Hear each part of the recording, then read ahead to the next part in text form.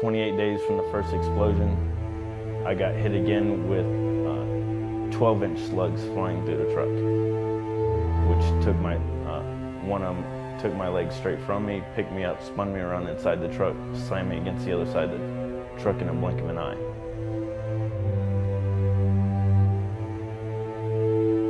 I don't remember it.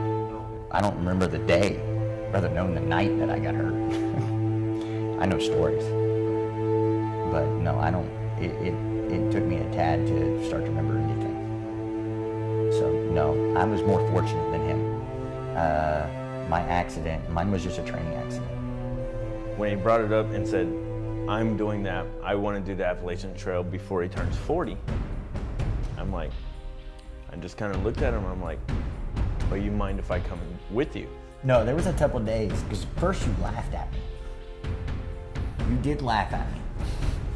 And then it was a couple of days later, and we were shooting pool, and we were drinking, and he looks at me, and out of the blue, I swear to goodness, the man had been thinking about it for 2 days, 3 days, knowing my memory does not last that long. And he looks at me, and out of the blue goes, can I go? And I'm like, what are you talking about?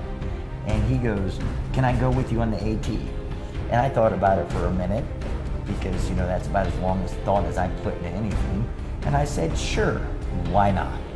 This sounds like fun. And away it went. I'm in a wheelchair, I have no leg. I cannot get out and go run. I cannot sit there and put on a ruck and walk the Appalachian Trail. And I can't get on a regular two-wheel bike and bicycle. Well, if you once you realize that your injuries will take adaptations to do anything, then you just learn what you need to do.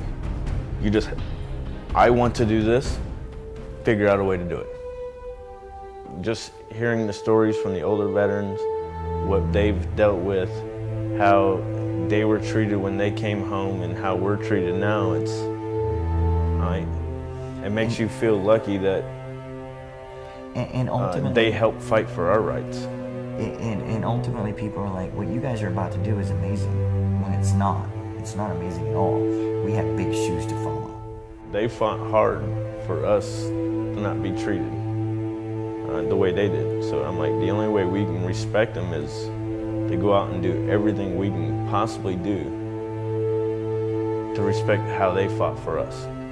I mean, if all these years later, their stories still inspire us, isn't it right for my grandchildren to be inspired by my stories and my generations of stories?